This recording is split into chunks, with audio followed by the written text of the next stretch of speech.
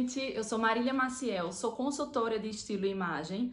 Primeiro, bem-vindos ao meu canal, espero que vocês gostem, que se inscrevam, compartilhem, que dêem um like, para que esse conteúdo possa chegar, né, todos os meus conteúdos possam chegar ao maior número de pessoas. Eu vou contar um pouquinho da minha história hoje, de como eu me tornei consultora de estilo e imagem. Como o canal é novo, então eu achei bem coerente começar falando um pouquinho sobre mim, para que vocês possam assistir e ver, né, quem eu realmente sou, conhecer minhas essências, conhecer um pouco sobre a minha carreira. Então eu comecei a trabalhar com moda já tem uns 10 anos, tem um tempinho. E desde pequena, tudo começou quando eu era bem pequena. Eu sempre gostei, eu fui aquela criança que eu gostava de me arrumar, eu gostava de me maquiar. As minhas brincadeiras sempre eram voltadas para autocuidado, sabe? Pra me maquiar, pra brincar de loja. Eu sempre tive esse elo desde criança. Meus tios contam, principalmente meus tios maternos, que quando eu era pequena eu dava altos escândalos porque eu queria usar batom vermelho e minha mãe não deixava, né? Lógico, uma criança de 5, 6 anos e queria sair de batom vermelho. E eu já gostava muito de batom, já gostava de maquiagem, já gostava disso tudo. Eu não tenho muita lembrança minha brincando de boneca com aquele cuidado, como mãe da boneca. Eu sempre lembro eu fazendo desfile de moda, eu costurando com a minha avó, com retalho, roupinha para minhas Barbies e para minhas bonecas, criando roupinha para elas, lançando tendência. Desde pequena eu sempre gostava de tudo diferente, eu gostava das roupas mais diferentes, eu gostava de sair diferente de todo mundo, de roupas que chamassem mais atenção, que tivesse bordado, que tivesse retalho, que fosse mais colorido. Eu sempre gostei muito, muito das cores e sempre gostei muito de acessório e até hoje acho que é a minha paixão. Tem muitas histórias que a minha família conta, né, da minha infância, que uma vez, por exemplo, eu fui...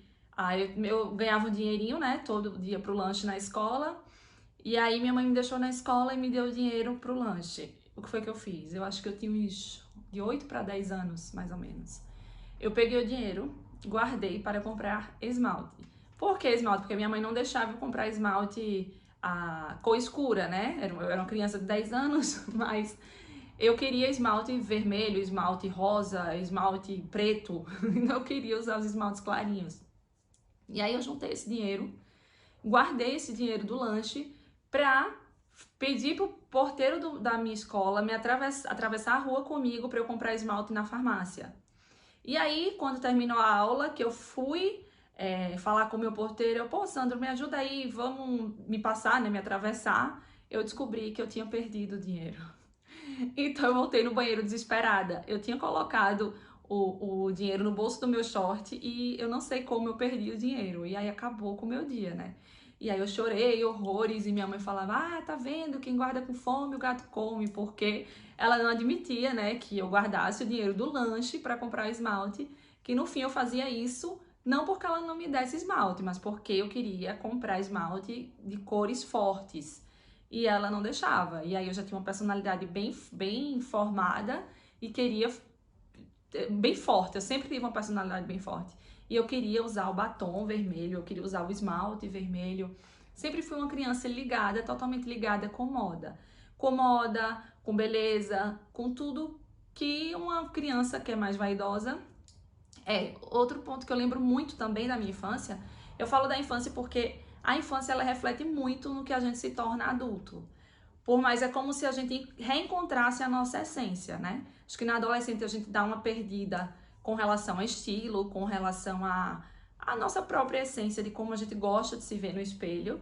E aí, quando a gente volta lá para a infância, a gente consegue resgatar isso bem, porque é a forma mais genuína do ser humano, né? É a forma natural. É quando a gente é criança, a gente não se preocupa muito em esconder quem a gente é. A gente é o que é, e é tudo muito natural. E aí, a gente voltando na infância, a gente consegue perceber quem a gente era, quem a gente é e como a gente gosta de se ver no espelho. E aí, eu lembro uns outros... São vários fatos que eu tenho, assim, da minha infância que me lembram... eu lembro muito quando, aos sábados, minha mãe sempre foi uma mulher muito vaidosa, sempre gostou de cabeleireiro e levava eu e minha irmã com ela. E aí eu tenho nitidamente as imagens da gente com a minha mãe no salão de beleza aos sábados. minha mãe lá fazendo a unha e eu e minha irmã com a mãozinha lá pra pintar a unha também. E a gente adorava. Eu, mais que a minha irmã, mas a gente gostava bastante. Então, a gente foi muito incentivada. Nós fomos incentivadas em casa a se cuidar. A gente tem a imagem da minha mãe como uma mulher que se cuidava, que é muito vaidosa. No limite, né? Mas tipo, que se cuidava, que ia no salão, que pensava na roupa, que tinha as festinhas e a gente sempre estava muito bem arrumada. Que ela pensava muito nas roupas pra gente, e a gente sempre tava com roupas diferentes, e as pessoas elogiavam, e a gente gostava de ser elogiada, a gente se sentia bonita, a gente se via no espelho e se sentia bem. E eu tenho muito isso gravado assim na minha cabeça. E acho que isso tudo foi refletindo.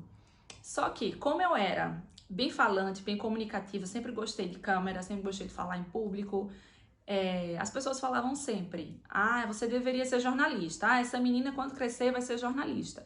E aí, para completar, eu sempre tive uma mente muito criativa e muito imaginativa. E eu escrevia redação, eu adorava escrever redação. Então, chegava na escola, a professora lia a minha redação em voz alta, porque sempre era mais cheio de imaginação, né? Por exemplo, escreva sobre suas férias. Então, eu já criava todo um contexto ali e a minha redação sempre era lida na sala de aula. E aí, na escola, aí foi pro vestibular, eu sempre tive notas ótimas em redação, porque eu gostava de escrever. Me comunicar sempre foi uma coisa da minha essência, assim, é uma necessidade minha, eu preciso me comunicar, sabe? Quando eu não tô me comunicando, parece que eu tô meio presa, eu não posso falar nada enfim, eu gosto muito de me comunicar. E aí, com isso tudo, as pessoas falavam: ah, ela tem que ser jornalista, ah, essa menina vai ser jornalista. Só que em contrapartida, todo mundo falava o quê? Ah, ela vai ser jornalista, mas vai ser pobre, né? Porque no Brasil, os jornalistas, eles são, infelizmente, muito mal pagos, ganha-se pouco, e é um trabalho intelectual muito rico. O jornalista ele sempre tem que estar bem informado de todas as áreas, tem que estar sempre atualizado. E aí, eu fui crescendo ouvindo isso. Mas como o meu pai, que sempre me inspirou muito, falava pra mim: você tem que fazer o que você gosta, você tem que fazer o que é sua paixão. Você quer ser jornalista? Você vai ser jornalista. Não importa. O dinheiro é a última coisa que você tem que pensar. Todo profissional, ele é bom se ele for bom no que ele faz, se ele fizer com amor, ele vai ser bem remunerado. E aí eu sempre ouvia isso do meu pai, sempre ouvia isso do meu pai. Por que jornalismo? Porque na época, sei lá, há mais de 10 anos atrás, não se ouvia falar em fazer moda. Por exemplo, vou fazer faculdade de moda. Não existia, ninguém fazia faculdade de moda. Ainda mais eu que vim do Nordeste, sou de Pernambuco, do interior de Pernambuco, então não existia essa possibilidade de você fazer: eu vou estudar moda, eu vou fazer faculdade de moda, eu vou trabalhar com moda. Se jornalismo, todo mundo já falava que eu ia ser pobre, imagine se eu fosse falar que ia fazer moda. Então isso não existia, né? E aí eu comecei a faculdade de jornalismo, que eu gostava muito, gostava bastante, e era fácil, relativamente fácil para mim, porque eu sentava, escrevia, pensava no que eu gostava. Eu gostava de gravar para TV, eu gostava de gravar para rádio, eu gostava de escrever. Eu gostava muito disso tudo, e para mim ir para a faculdade era uma diversão, porque eu ia fazer o que eu gosto. E aí fui crescendo e vendo que o mercado era bem cruel, que o mercado não dava tantas oportunidades, que as pessoas ganhavam mal e trabalhavam demais. E fui me decepcionando com o mercado, não com a profissão. A profissão eu amo até hoje, tanto que eu tô aqui me comunicando com vocês, e para mim é muito gratificante e um hobby me comunicar. E aí não existia também isso tudo de internet, né? Essa avalanche toda que tá agora, de você poder ter o seu próprio canal, de você ser o seu canal, de você poder se expressar para o mundo. E a gente dependia dos veículos de comunicação, que eram bem resumidos, ainda mais de onde eu sou.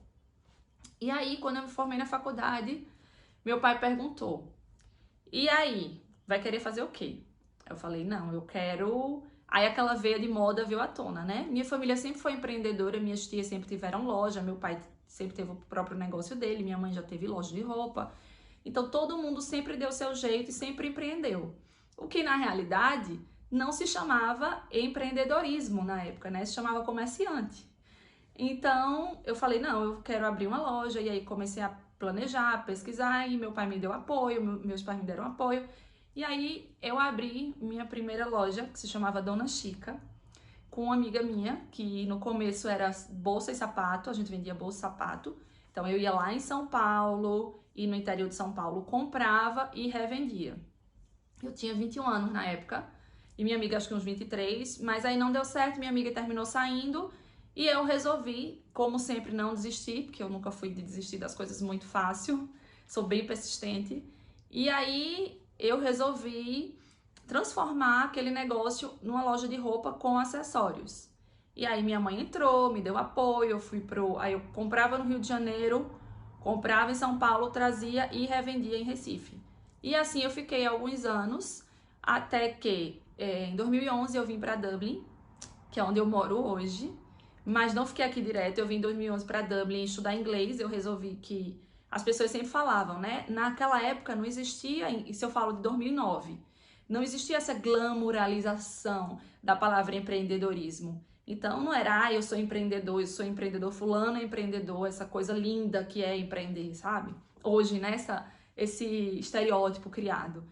E eu era dona de loja, então eu não estava fazendo uma pós-graduação, eu não estava fazendo nada. Cheguei a começar a faculdade de moda em Recife, que já tinha. Fiz 6 meses, mas não consegui gostar daquilo, do método, do que era proposto no curso, e deixei. E também que foi uma ótima escolha que eu fiz, deixar. E aí eu comecei, aí vim para Dublin para estudar inglês, porque pelo menos eu iria falar inglês, né? Já que eu era dona de loja. E aí vim para Dublin e me apaixonei por Dublin, assim, é um lugar que eu amo morar. E um ano depois eu terminou o intercâmbio, eu voltei pro Brasil, comecei a fazer MBA em marketing, trabalhei em algumas empresas na área de marketing e foi aí que eu percebi que moda realmente não tinha jeito, que era a minha paixão real. Porque eu trabalhava o dia inteiro e eu ainda sempre arrumava alguma coisa para vender. Então, o empreendedorismo também teve uma veia muito forte em mim, por causa da minha família, talvez. Eu tenha nascido com esse DNAzinho, com esse bichinho. Mas eu sempre quis ter meu próprio tempo, ter meu próprio negócio e fazer as minhas próprias coisas. Então, acho que isso da minha personalidade gritava também o tempo inteiro. E aí, eu vendia. Eu comecei vendendo pelo Orkut, depois eu vendia pelo Facebook, depois eu fui pro Instagram. E assim, eu ia vendendo e eu vendia de tudo. Tinha uma época que falavam que eu era sacoleira. Já fui sacoleira também. E amava, adorava. Eu chegava na 25 de março, eu chegava na José Paulino, no Brás, em São Paulo. E minha mãe ia comigo e ficava impressionada que rapidamente eu já captava tudo, olhava tudo, acertava tudo, colocava na mala, saía puxando a mala e vendia tudo quando chegava no Brasil, desculpa, quando chegava em Recife. E aí eu tinha essa facilidade, eu gostava disso, de escolher, de vender, de pensar, de planejar, de ter a minha logomarca. E eu trabalhava em outras empresas, mas não deixava. Eu estava sempre vendendo alguma coisa, eu estava sempre inventando um novo negócio, que na realidade era o que fazia o meu coração acelerar, fazia os meus olhos brilharem, era pensar no meu negócio. Então eu me deparei com momentos que eu estava trabalhando numa empresa, mas no próprio horário de trabalho eu estava planejando num caderno o meu business, eu estava no computador pesquisando alguma coisa, então eu estava ali com o corpo ali, mas meu coração, minha essência e o que eu queria fazer estava em outro lugar. E foi aí que eu decidi sair da empresa que eu trabalhava, decidi criar uma plataforma que se chamava Shea Fashion. E com ela eu consegui participar de alguns eventos de tecnologia, participei da Campus Party e comecei a visualizar um pouco esse mercado digital. E foi bem interessante. Depois eu participei de um outro projeto também, que o meu grupo, que era um projeto desenvolvido por mim de educação de moda, o meu grupo ele ficou em segundo lugar, ele ganhou para ficar incubado. Era Fashion Tech, era um Startup Weekend e ganhou em segundo lugar para ficar incubado lá e tudo, mas aí como eu voltei, já comecei minha carreira na Inglaterra, eu já não consegui mais ficar lá. E aí um tempo depois desses projetos todos voltados para a tecnologia, que eu aprendi bastante, aprendi realmente como funcionam as coisas melhor no digital, aprendi a fazer um plano de negócio mais voltado para o digital, que antes eu sabia fazer, mas era voltado para o varejo, né? Então eu tinha experiência no varejo, no comércio do varejo, mas não voltado para o empreendedorismo digital. E comecei a entender e comecei a gostar muito, porque eu vi que com aquilo ali digital você tem alcance no mundo inteiro. Isso tudo sempre me fascinou, né? Ganhar o mundo.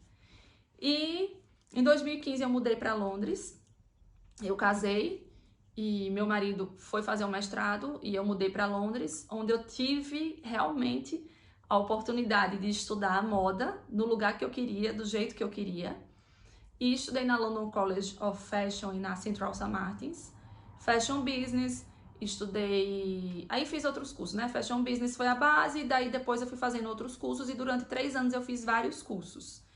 Comecei a atuar na área em algumas empresas na Europa de visual merchandising, a visual stylist era o cargo. Trabalhei em algumas empresas inglesas, trabalhei numa empresa australiana, mas aquilo ali eu sabia que eu estava me munindo e juntando conhecimento e aprendendo.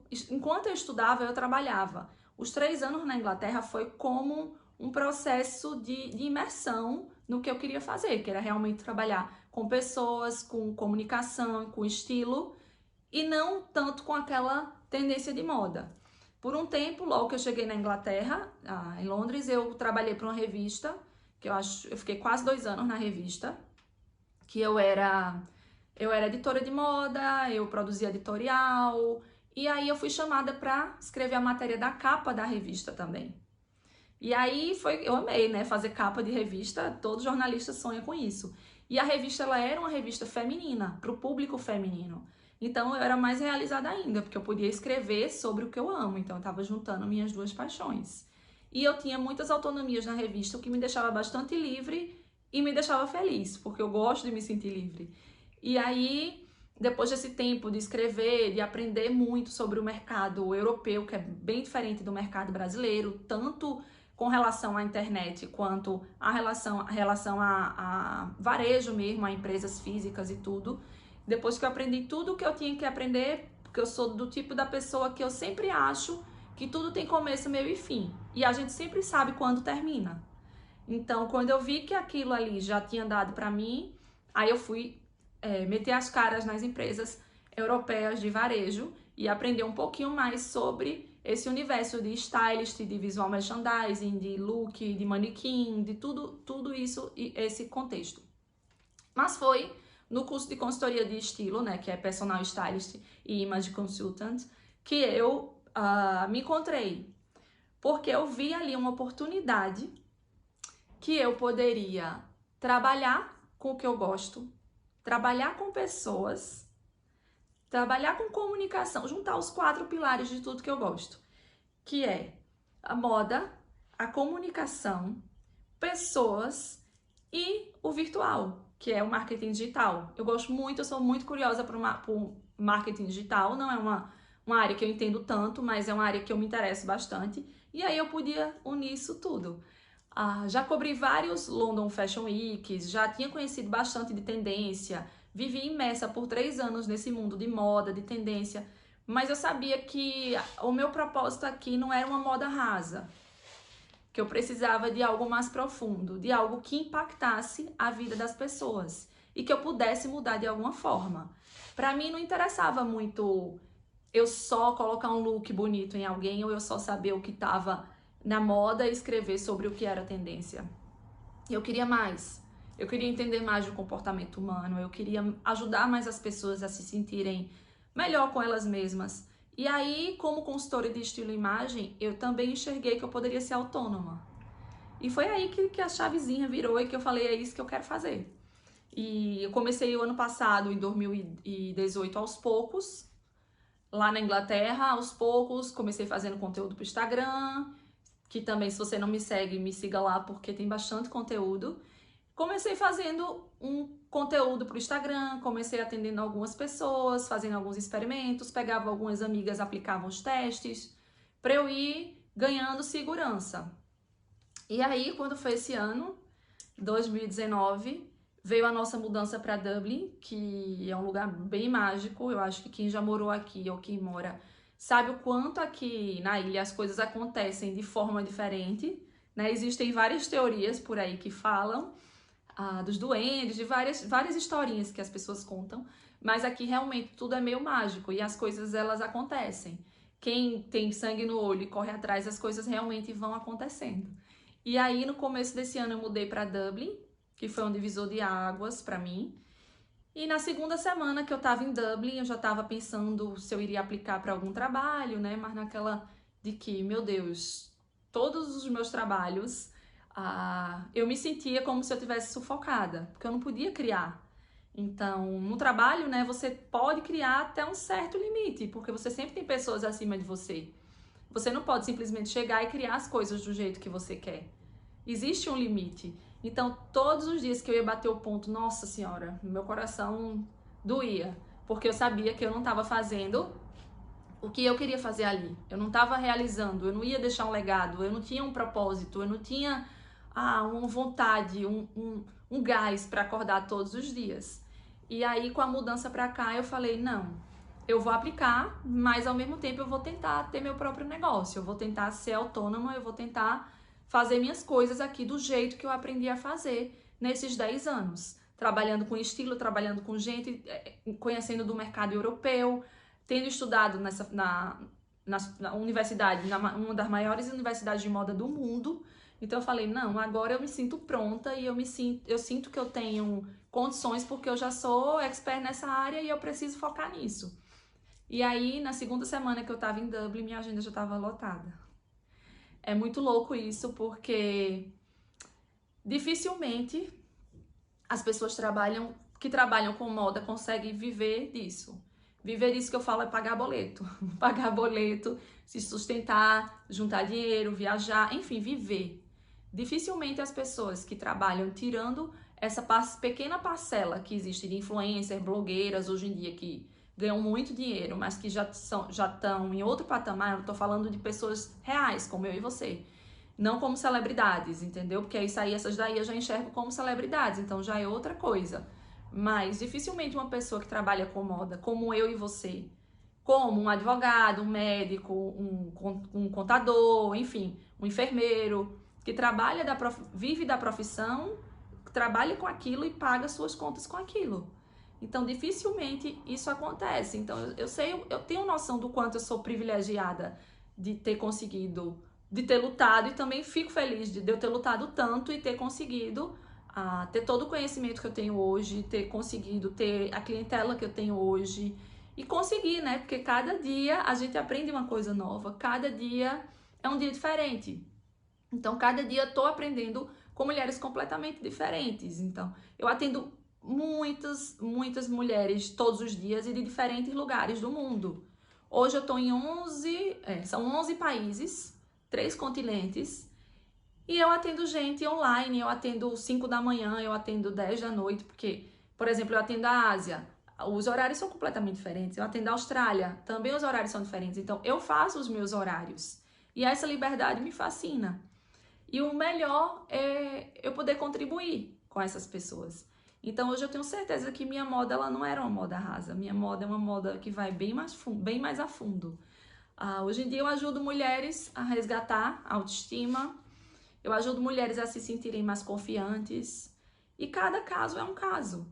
Eu tenho atendimentos onde a mulher ela está num relacionamento abusivo. Então ela não consegue usar um batom vermelho, ela não consegue usar uma saia curta, ela não consegue usar um vestido, porque o parceiro não deixa, e ela ainda tá naquele processo. Então eu não tenho como tirá-la daquele processo, mas eu tenho que, de alguma maneira, amenizar aquela situação para que ela não se sinta tão mal com ela mesma.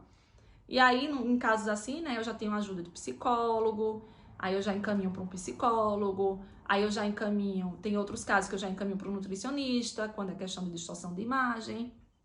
E assim vai, é uma equipe de ajuda. Tenho casos de pessoas que têm transtorno alimentar e que aí isso gera um transtorno de imagem, né, os distúrbios alimentares, como anorexia, bulimia, que isso gera um transtorno de imagem grave. Então a pessoa ela projeta, ela se vê no espelho completamente diferente do que ela realmente é. mas ela criou aquela imagem está gravada na cabeça dela.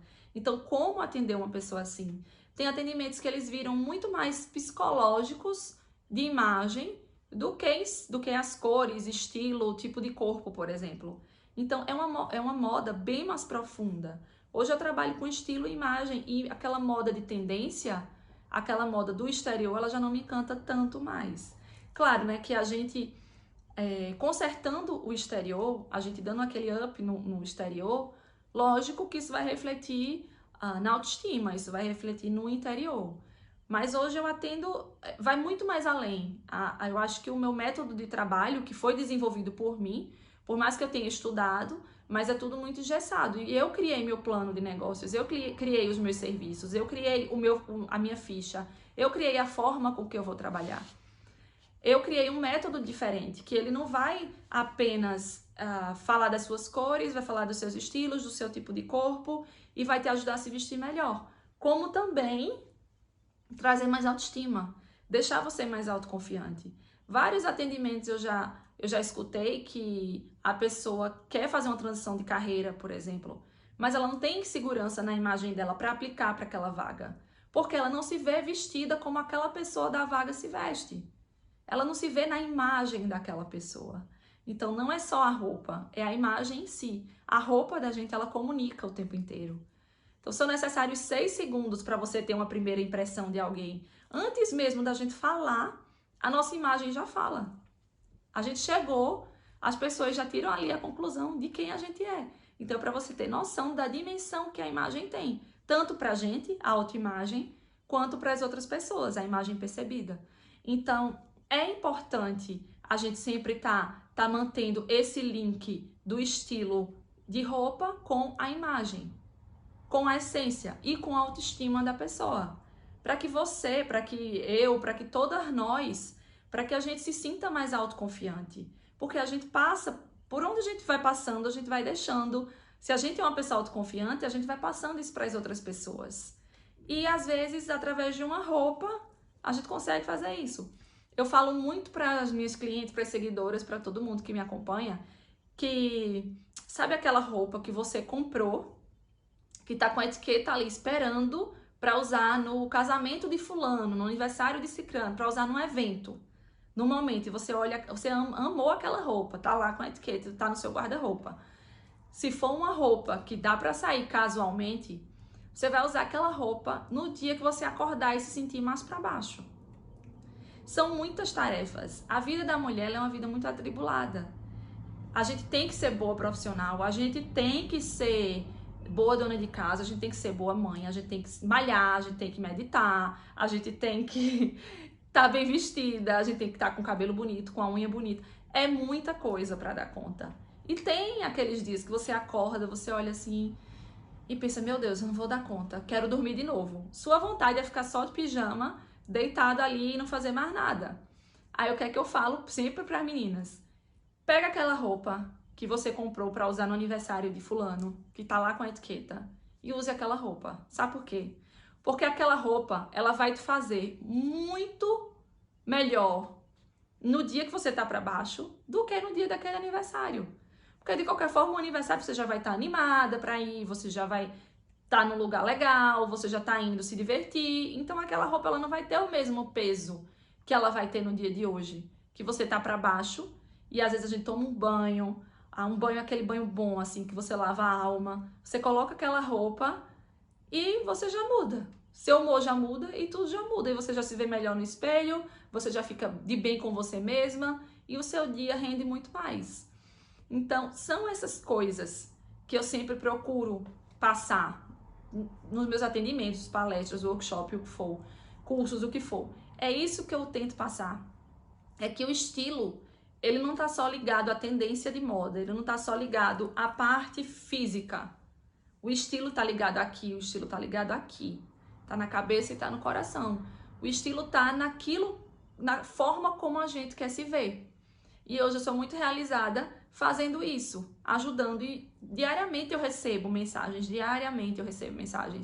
falando, obrigada pela ajuda, tô me sentindo diferente, tô usando as cores que estão me valorizando mais, tô me cuidando mais, tô usando mais acessório, as pessoas estão percebendo, eu tô me sentindo mais confiante. E é isso que eu quero. Eu não quero apenas mudar cores, mudar corpo, mudar alguma coisa. Claro que é uma junção de fatores. Então, primeiro a gente tem que cuidar de dentro e cuidar de fora simultaneamente. A gente tem que ligar esses dois, porque eles estão diretamente ligados. Por mais que a gente queira ou não queira, eles estão diretamente ligados. E isso só depende de você, de mim, da minha ajuda, e de você, da minha cliente, do meu atendimento, da pessoa que está ali comigo, me entregando a vida dela. Muitas vezes eu começo a conversar com as pessoas sobre estilo, uma pessoa que vem para mim para falar sobre estilo, para ver como se vestir melhor, alguma coisa do tipo, e de repente ali é um desabafo. Ela desabafa. Às vezes a pessoa tem ali uma crença que vem, como eu falei anteriormente, que eu vim falando no vídeo, que são crenças da infância. Que a pessoa, geralmente a mulher tinha uma mãe que não se cuidava muito, que era mais submissa, e ela via a mãe dela naquele comportamento e fez o quê? Repetição de comportamento. E ela continua, e ela não consegue. Eu já tive atendimento da pessoa chegar para mim e falar, eu quero mudar pela minha filha. Porque eu tô repetindo o comportamento da minha mãe e minha filha também, e todo mundo, e assim é uma repetição de padrão de comportamento. E as pessoas vão passando de geração para geração essa falta de autoestima, essa falta de autocuidado. E isso é péssimo, né? Então, existem vários casos. Outras que a pessoa sofreu muito bullying na infância, então que era gordinha, ou por causa do cabelo, ou por causa de alguma coisa, e ela ainda traz com ela. Ou que a vida inteira a mãe ditou que a pessoa ia vestir. E a pessoa se veste de uma forma bem tradicional. Só que quando a gente faz os testes e a gente conversa e a gente analisa, a pessoa é moderna, criativa. Então, tipo, o jeito que ela se veste não tá nem um pouco coerente com o comportamento dela, a personalidade. Estilo e personalidade andam lado a lado. Então, eles têm que estar coerentes para você poder estar mais autoconfiante. É isso, gente. Espero que vocês tenham gostado desse vídeo. Ative o sininho, dê um like, compartilhe com todo mundo. E espero que vocês continuem me seguindo aqui, que vai ter muito conteúdo. No Instagram também tem muito conteúdo lá gratuito para vocês. Quem não me segue, pode me seguir, eu vou colocar aqui embaixo. E até a próxima!